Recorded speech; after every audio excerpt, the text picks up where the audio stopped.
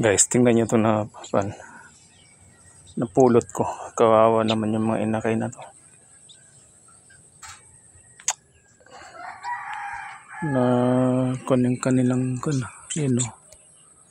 Bahay nila nandyan na yun sa taas. Nabutas na yata dahil sa bagyo. Kaya kawawa, nalaglag sila.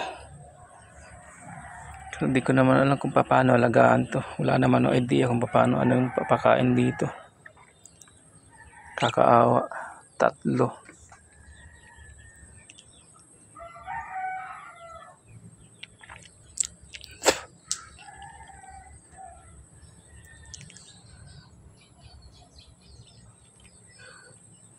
Nagugutom na.